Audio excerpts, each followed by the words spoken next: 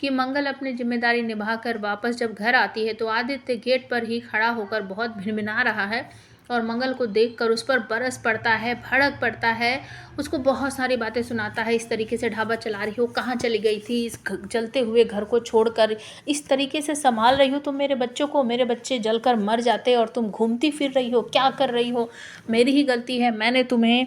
अपने बच्चों की जिम्मेदारी दी और तुम्हें यहाँ आने दिया। बहुत सारी बातें उसे सुनाता है और उसके बाद कहता है कि अब वो कपिल भटनागर नहीं है तुम्हारे साथ जो तुम्हें आकर कुछ भी करोगी और वो तुम्हें बचा लेगा। मंगल यहाँ पर जवाब देती है, मैं कहीं घूमने फिरने नहीं गई थी,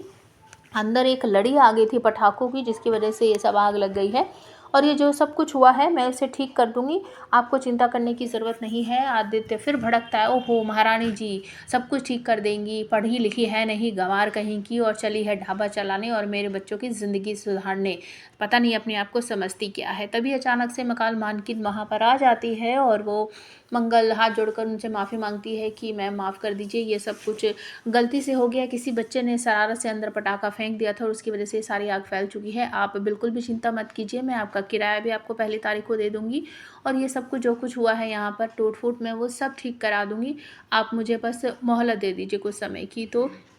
वो कहती है कि मंगल बस अभी सब की ज़रूरत नहीं है। शांति जी कहती है, हाय आप ऐसा क्यों कर रही हो, और इस समय हम बच्चों को लेकर कहाँ जाएंगे, मंगल कहाँ जाएगी अपने बच्चों को इस समय लेकर। तो मकान मालकिन कहती है, नहीं नहीं ऐसा कुछ भी नहीं है,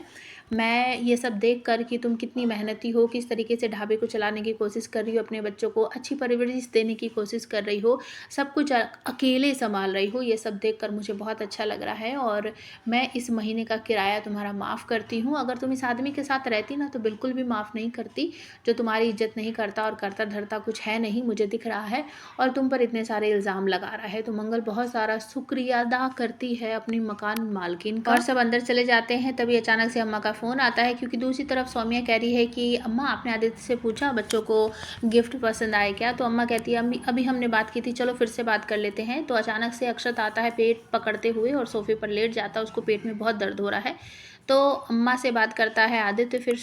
आ जाती है ईशाना, ईशाना से भी बात करता है अम्मा और कहती है तुम बहुत अच्छी लग रही हो, किसी की नज़र ना तुम्हें लग जाए। तो पीछे से मंगल आकर देखती है कि अक्षत सोफे पर लेटा हुआ है। मंगल पूछती क्या हुआ, तो वो बताता है बहुत दर्द हो रहा है, मैंने तो बस लड्डू पता नहीं मेरे पेट में